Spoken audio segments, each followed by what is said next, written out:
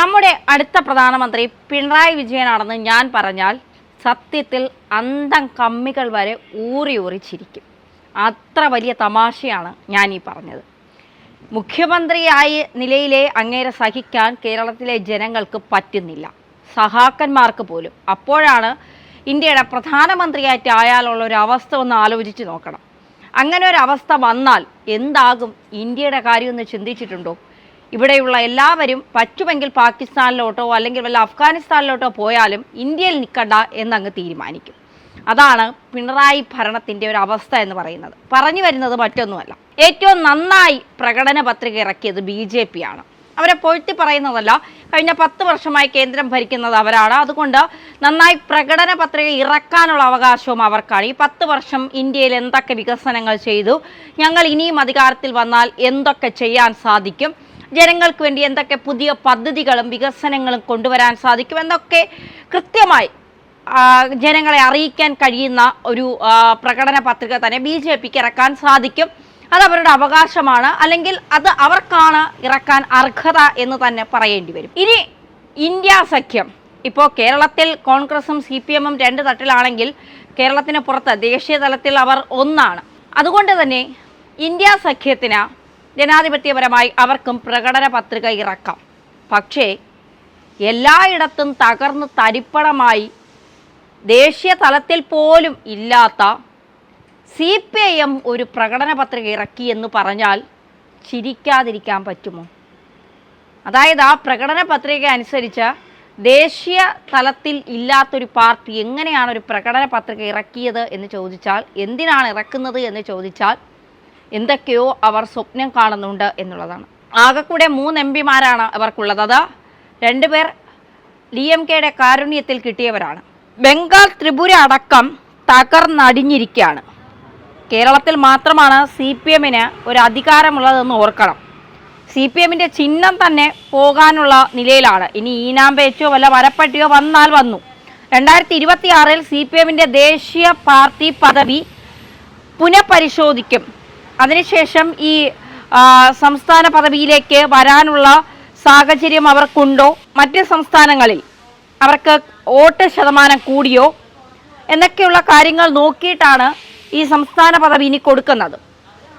നേരത്തെ സൂചിപ്പിച്ചതുപോലെ തന്നെ അവർക്ക് അധികാരമുള്ള ഒരു സംസ്ഥാനം കേരളമാണ്. അവിടെ പിണറായിയാണ് മുഖ്യമന്ത്രി.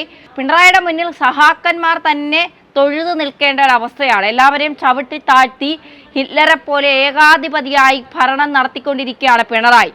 എങ്ങനെയും പിണറായി ഭരണം ഒന്ന് തുലഞ്ഞു പോയാൽ മതിയായിരുന്നു, ഒന്ന് ഇറങ്ങിപ്പൊക്കൂടെ എന്ന് വരെ കേരളത്തിലെ ജനങ്ങൾ ചോദിച്ചു തുടങ്ങുമ്പോഴാണ് പ്രകടന പത്രിക.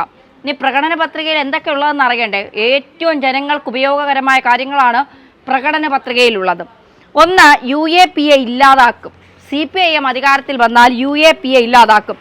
UAPA എന്ന് പറയുന്നത് ഈ ഭീകരർക്കെതിരെ നമ്മുടെ രാജ്യത്ത് നിന്നുകൊണ്ട് തന്നെ നമ്മുടെ രാജ്യത്തെ ഒറ്റുന്ന, അല്ലെങ്കിൽ നമ്മുടെ രാജ്യത്തിനെതിരെ രാജ്യദ്രോഹപരമായ കാര്യങ്ങൾ ചെയ്യുന്നവർക്കെതിരെ എടുക്കുന്ന ഒരു വകുപ്പാണ് UAPA. അത് ഇല്ലാതാക്കും. അതായത് ഭീകരരെ കൂടെ കൂട്ടി മുന്നോട്ട് പോകുന്ന ഒരു നിലപാട് സ്വീകരിക്കും എന്നുള്ളതാണ്. ഈ UAPA കൊണ്ടുവന്നത് കോൺഗ്രസ്സാണ്. കോൺഗ്രസിനോടൊപ്പം ചേർന്ന് നിന്നുകൊണ്ടാണ് ഇപ്പോൾ ദേശീയ തലത്തിൽ ഇവർ ഇന്ത്യ മുന്നണി രൂപീകരിച്ചിരിക്കുന്നത്. അവർ തന്നെ പറയുന്നു UAPA ഇല്ലാതാക്കും. ഇനി മറ്റൊന്ന്, പൗരത്വ ഭേദഗതി നിയമം റദ്ദാക്കും. അതായത് മറ്റു രാജ്യങ്ങളിൽ പല വിഭാഗത്തിൽപ്പെട്ടവർ, പല സമുദായത്തിൽപ്പെട്ടവർ അനുഭവിക്കുന്ന ദുഃഖങ്ങളും ദുരിതങ്ങളും പീഡനങ്ങളും ഒക്കെ കണ്ടിട്ടാണ് കേന്ദ്ര സർക്കാർ പൗരത്വ ഭേദഗതി നിയമം കൊണ്ടുവന്നത്. ആ നിയമത്തിൻ്റെ അടിസ്ഥാനത്തിൽ മറ്റു രാജ്യങ്ങളിൽ ദുരിതം അനുഭവിക്കുന്ന പല ആളുകളെയും നമ്മുടെ നാട്ടിലേക്ക് തിരികെ കൊണ്ടുവരുന്ന ഒരു നിയമം, അതാണ് പൗരത്വ ഭേദഗതി നിയമം. അത് ഇല്ലാതാക്കും, അത് റദ്ദാക്കുമെന്നാണ് പറയുന്നത്. ഇനി മൂന്നാമത്തതാണ് പിണറായിക്കും മകൾക്കും സഹാക്കന്മാർക്കുമൊക്കെ ഏറെ സന്തോഷകരമായ ഒരു കാര്യം, പ്രകടന പത്രികയിലുള്ളതാണ്. കള്ളപ്പണ നിയന്ത്രിത നിയമം റദ്ദാക്കും. ഈ പാർട്ടി നിലനിൽക്കുന്നത് തന്നെ ഈ കള്ളപ്പണത്തിൻ്റെ ഇതിലാണ്. അഴിമതിയും കള്ളപ്പണവും ധൂർത്തും ഒക്കെ കൊണ്ട് ആകെ അലമ്പായിരിക്കുകയാണ് ഈ പാർട്ടി തന്നെ. അപ്പോൾ ആ പാർട്ടി തന്നെ പറയുകയാണ് കള്ളപ്പണ നിയന്ത്രിത നിയമം റദ്ദാക്കുമെന്ന്. ഈ 1998-ൽ ഐക്യരാഷ്ട്രസഭ ലോകമെമ്പാടുമുള്ള രാജ്യങ്ങളോടാണ് ഈ കള്ളപ്പണ നിയന്ത്രണ നിയമം കൊണ്ടുവരണമെന്നാവശ്യപ്പെട്ടത്. 2002 അത് ആ നിയമം വരികയും ചെയ്തു. ആ നിയമം ഇല്ലാതാക്കും എന്നാണ് CPIM-ന്റെ പ്രകടന പത്രികയിൽ പറയുന്നത്. ഇനി കാശ്മീരിലെ 370 റദ്ദാക്കും. പിന്നെ ഗവർണറെ തിരഞ്ഞെടുക്കുന്നത് മുഖ്യമന്ത്രി, അതാത് സംസ്ഥാനത്തെ മുഖ്യമന്ത്രിമാരായിരിക്കും. 3 പാനലുകൾ രൂപീകരിച്ച് ആ പാനലുകളിലെ 3 പേർ തീരുമാനിക്കുന്നവരായിരിക്കും അവിടുത്തെ ഗവർണർ. അതായത് ഇവിടുത്തെ കേരള ഗവർണറും പിണറായിയും തമ്മിലുള്ള അസ്വാരസ്യങ്ങൾ നമ്മളൊക്കെ കാണുന്നതും കേൾക്കുന്നതുമൊക്കെയാണ്. അതുകൊണ്ടാണ് ഇങ്ങനെ ഒരു തീരുമാനം. ഇതിലെവിടെയാണ് ജനങ്ങൾക്ക് ഉപയോഗപ്രദമായ ഒരു കാര്യം കാണാൻ കഴിയുക എന്ന് ചോദിച്ചാൽ സത്യത്തിൽ അറിയില്ല.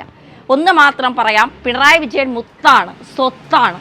അതുകൊണ്ട് തൽക്കാലം പിണറായിയെ പ്രധാനമന്ത്രിയാക്കാൻ ഞങ്ങൾക്ക് ഉദ്ദേശമില്ല. തേരാപ്പാര നടക്കുന്ന യെച്ചൂരിയെ പിടിച്ച് നിങ്ങൾ പ്രധാനമന്ത്രിയാക്കിക്കോ. ഞങ്ങളെ പിണറായി വിജയനെ ഇന്ത്യയുടെ പ്രധാനമന്ത്രിയാക്കി ഇന്ത്യയെ തകർക്കാൻ തൽക്കാലം ഉദ്ദേശിക്കുന്നില്ല.